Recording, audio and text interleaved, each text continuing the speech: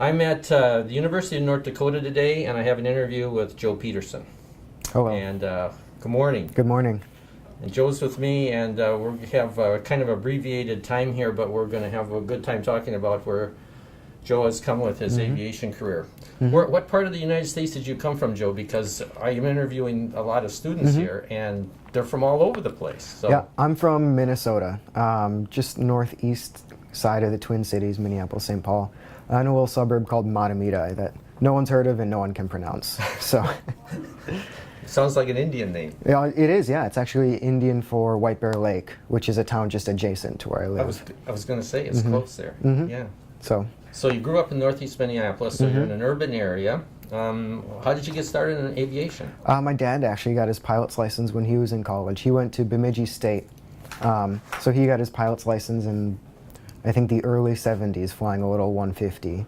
And so he was interested for a while, and he did some Young Eagles flights with me. So I think my first flight was in an old, all-polished aluminum 172 when I was about 10 or 12. Wow, all polished. It was bright. I remember it was a really sunny day outside. It was a beautiful day. And I walked out to the airport, and you could barely look at it because the sun was shining at it. And it was like, oh gosh. But we got in, and it was a great flight. Flew around where I live, saw my house. You know, flew over the St. Croix River. It was a nice flight. And that was like how old? I don't remember. I think I was about 10 years old, when I did that flight. So after that? After that, I kind of I finished my grade school career, high school, graduated. I was interested in aviation, but I actually wanted to go to school for engineering. So I wanted a school that had both aviation and engineering, and it wasn't too expensive.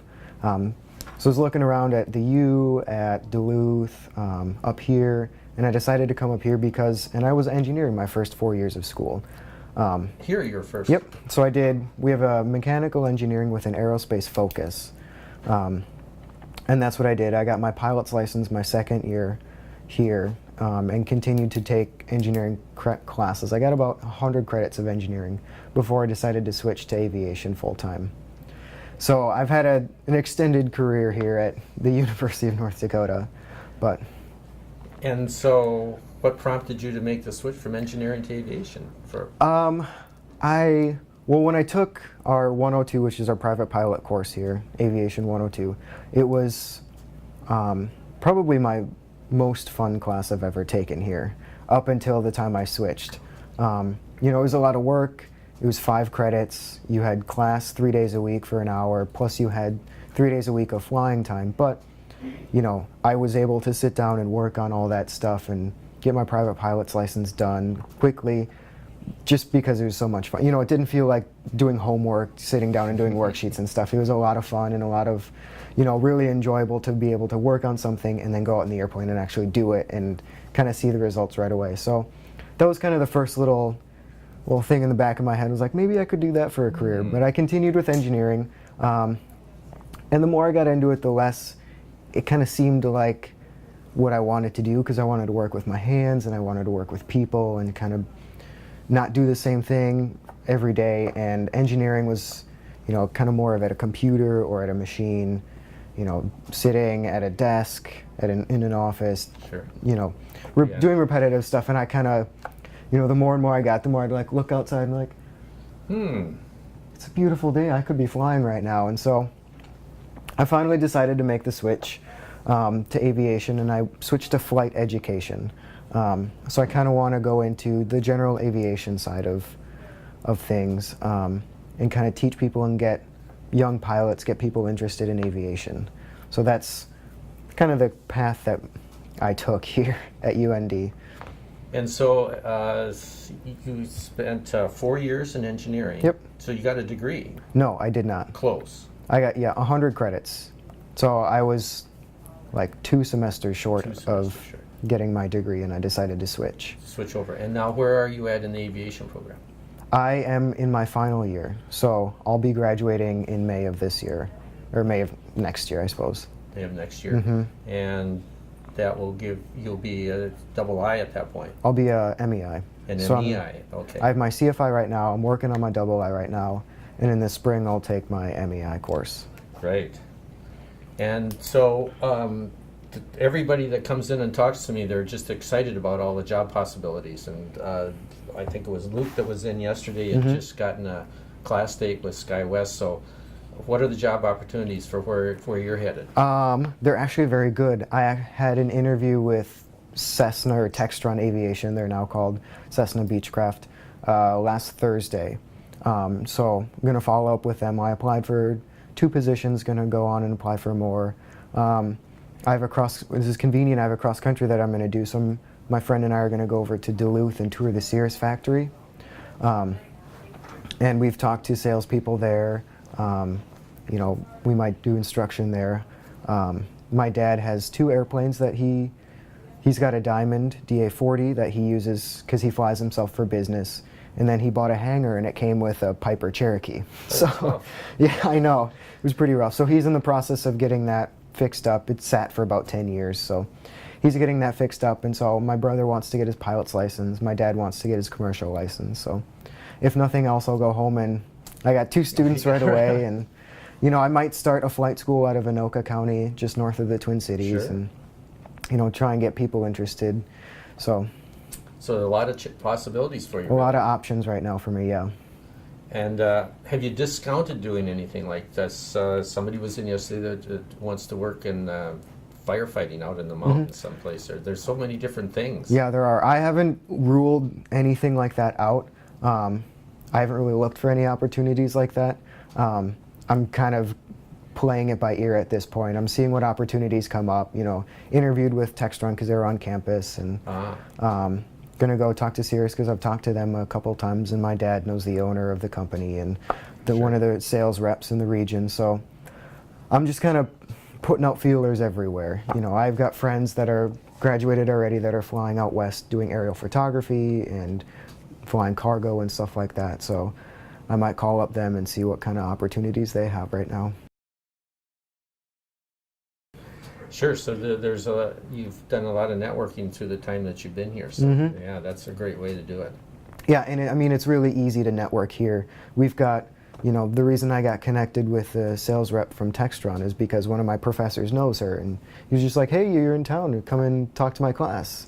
And so that's how I got that set up. And, you know, I've had, I can't even count how many airlines we've had come in and talk to our class saying that, you know, they'll do interviews right on campus that day. And so it's, you know, especially here, it's a really great place to network. And you just had something this last week here, didn't you? Was it a job fair or? Yep, we had a career fair. Career fair. I couldn't attend that because I had class, but it was convenient that the Textron people came into my class, and I still got an interview from that. So those are happening. We've got at least one a semester. We get companies from all over the country and from all over the globe in to, you know, interview our pilots and find prospects for their openings. That's really wonderful to have that kind of resource right here on campus. And Yeah, it's it here all the really time, is. Really. Yeah. So it's good, and having, you know, professors that have been out in the field and are coming back to teach really help too, because they know people in the field. So we got people from airlines, from corporate, from Cirrus, from, you know, general aviation, and all over, and they know people and they still connect with people back in their industry, which is nice. Sure, and they're right on staff. So. And they're always willing to help. They're super friendly, and their doors are always open if they're in their office, which is nice to see too. That seemed to be the prevailing feeling around here. It's very friendly, very helpful. Yeah, I mean, culture. you can walk into the staff offices and see everybody's doors open and knock on anybody's door and say, hey, I have a quick question. Even if you haven't had a class for them or you don't know them very well, they're always willing to help out. And, you know, if they don't know the answer, they'll refer you to someone who does or who'll know it better. And so it's really easy to talk to professors and, you know. Did you have any kind of insight to that particular aspect of the friendliness here before you came here? No, I didn't. You know, everybody I've talked to was really friendly, but I didn't realize the extent that it was up here. That was one of the other things about the engineering department, was it was a little bit harder to get a hold of your professors. And, you know, some of them, you know, they had office hours posted, and if you know, a lot of the times I'd have class when they had office hours, so it was tough to communicate. But here it's, you know, anytime they're in their office, their door's open, you can stop by. You can ask the receptionists where they are, if they're just coming out of a meeting or if they're, you know, somewhere in the building. They'll help you find them and, you know, get your questions answered or get whatever you need. Maybe that's just kind of like just part of the aviation culture or something. It kind of seems like it, yeah. I mean, your dad was, I mean, you've been around pilots and stuff like at hangars, like at the local airport. What's the local airport your dad flies out of? He flies out of Anoka County, so he's got a hangar there. So, I mean, over the years back there, you must have maybe hung out at the hangar or something like that. And oh yeah, I mean, it's the same culture at the hangar. You've got, you know, pancake breakfasts at the FBOs, and even when he first got his hangar, we had neighbors that were just, you know, you'd have your hangar open pre-flight in the airplane or cleaning it out, and people would just walk over, oh, I see you got a Diamond. I've flown a couple times in one of those. It's really, and just start a conversation that way, you know. There's a guy next to my dad who's got an old Warbird that, you know, he just takes out and flies every once in a while, and he was talking to my dad, and the guy on the next row is actually trying to build a light sport aircraft from, you know, design it and build it himself and start a company, which is also really cool. Yeah. And they're just really nice guys. They're down to earth, they're hardworking. If you need anything from them, they're more than willing to help too. So it's, you know, I don't think I've ever come across someone in the aviation field that hasn't been helpful and willing to, you know, put a little extra work if you really need something done for them, for yourself. So if you were to suggest to somebody that was had seen some airplanes flying around Anoka County and but had never been out to the airport, your suggestion would be to just wander over to the airport, ride your bike in there, and start talking to somebody with a hangar open. Yeah, I mean, if someone's in their hangar with a hangar door open, they're probably gonna, and they see you're interested in aviation, that's the big thing. They're probably gonna, you know, show you their airplane, because the thing about pilots is if they own an airplane, they love to show it off to people. So, you know, you could go to pretty much any hangar that's open and talk to the pilot, get in the airplane, kind of ask them questions about it, ask them questions about how to learn how to fly. You know, pretty much every airport has a flight school, so if someone's interested in flying, there's an opportunity there to get in an airplane and to go up and fly. Yeah, and the chances of even getting a free airplane ride are fairly yeah, good. that's true. There's around there enough, yeah, a lot of FBOs will do intro flights for people who are interested, or, you know, I did mine through the Young Eagles program, which is designed for kids, but, you know, even teens and adults can get free intro rides and kind of go up and actually fly the airplane for the first time and see what it's like to fly in a small airplane. And describe a little bit about what the Young Eagles are. I'm not familiar with that. I'm not 100%, you know, filled in on the Young Eagles program, but it's a program that basically, you know, at open houses and stuff like that, you can do it through, I did it through Cub Scouts when I was in Scouts as a kid. It basically takes people who have airplanes, who volunteer their time and their fuel and everything in their airplane, to take kids up in the airplane and show them what aviation is. Kind of, they give a little presentation, then they take you up for, you know, half-hour, 45-minute airplane ride, and sometimes you get certificates and you know, badges and stuff like that, a little plastic pin of wings and stuff. So it's just kind of a program to get kids interested in aviation and to show them that aviation is accessible, and you don't have to go to, you know, a big school to learn how to fly and to get your pilot's license. So good program. Yeah, it's an excellent program. How many, I haven't been to Anoka County for some time. They have several FBOs there now? I think they have 2 FBOs. Two now. Yeah. I know there's at least one that's also a Cirrus dealership, and they do a lot of maintenance and stuff. And I think there's one more south or there's one on the north end, yeah. So there's the Cirrus one that's kind of in between the runways, and then there's one on the north side of the field. So there's 2 FBOs out there. Would you be interested in doing any mentoring if someone contacted you? Yeah, absolutely. If someone is interested in aviation, I love to spread the word about people getting into aviation, especially if they want to come up here and learn how to fly. Right. You know, we've got a great campus here. We've got an excellent airport facilities. We've got, about 120 aircraft, which is the largest non-military training fleet in the world. So it's pretty outstanding to come here for the first time and walk out onto a ramp and see 75 Cessna 172s parked out there. And so, yeah, I'd be more than happy to. It's an easy sell. Oh yeah, it's quite an easy sell. Except for maybe a couple months of the year weather-wise. Well, we don't talk about that. We'll just, okay. So the mentor thing is okay, and then based on just like what you just said, so the question would be if you were sitting across from a young kid that's a junior in high school, and he just took his SATs and ACTs, and he's getting ready for college, and he says, I'm kind of thinking of going to college for aviation. Where would you suggest? Well, I'm a little biased, but I would recommend coming to UND. We've got pilots across the country and across the globe that fly for major airlines, that fly for just pretty much anything that you'd think of, that come from UND. And when a UND grad sees an application and a resume that says the University of North Dakota, it immediately goes to the top of the stack. So I would recommend here. There are several other really good schools. You've got Embry-Riddle down in the south, that's run a little bit different if that suits your fancy. I know University of Minnesota Mankato has a good campus. Dubuque has a training program too, but those are all going to be quite a bit smaller than the operation we have here. So I would say by a large margin, my first choice would be the University of North Dakota.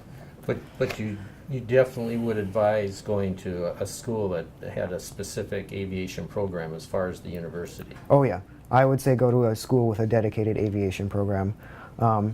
You just get immersed in the aviation world so much more than going to school and then taking lessons at an FBO or at an airport separately.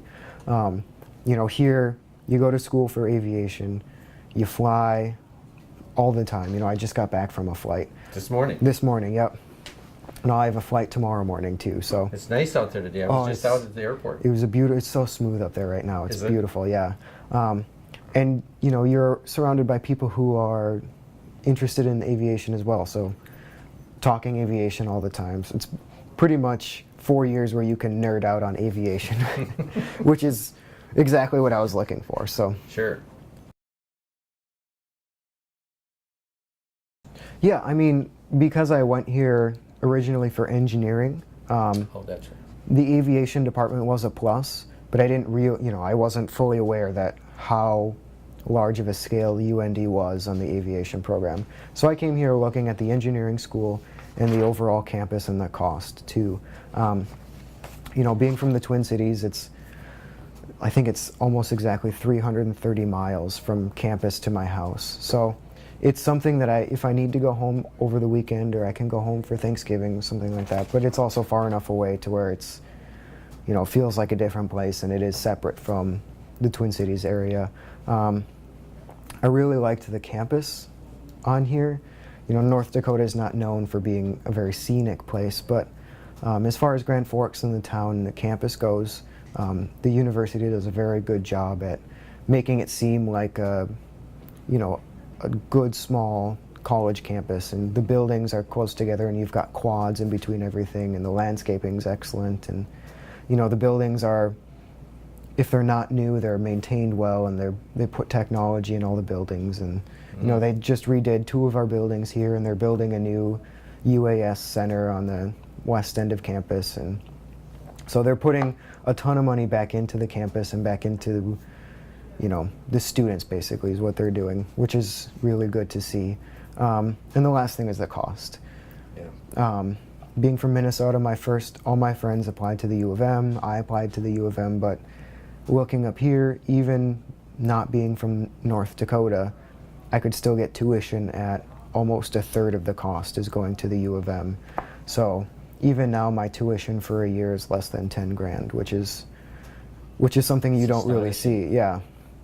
Which is great to keep costs low. The cost of living up here is also really low too. Apartments aren't expensive, they're easy to find. Pretty much everybody who owns an apartment building rents to university students, so it's really nice to see. And the whole town is pretty much a college town. If you come up here on hockey weekends when the men's hockey team is playing, you'll see, you know, almost 20% of the entire town is at the Ralph watching the game, and the rest of them are, you know, at a restaurant or at their house watching the game with their friends. So the whole town kind of revolves around the university, which is good. It allows a lot of student discounts at places.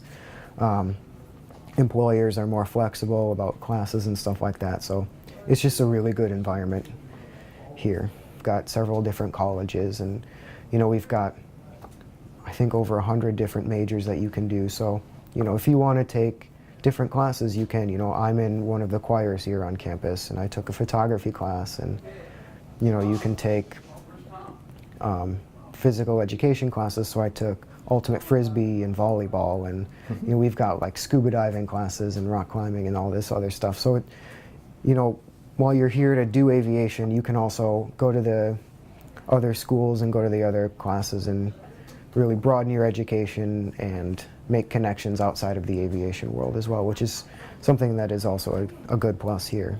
Yeah, you can take good business classes, you can take, you know, entrepreneurship classes, you can take marketing, you can take all these other things, and depending on what you're planning on going into in aviation, they really look at those other classes, and that's kind of what helps people stand out from the crowd. I think that's absolutely right. Mm-hmm. That's true. I think we're good. Okay, I think we're good. Thank you so much, Joe. no problem, thank you.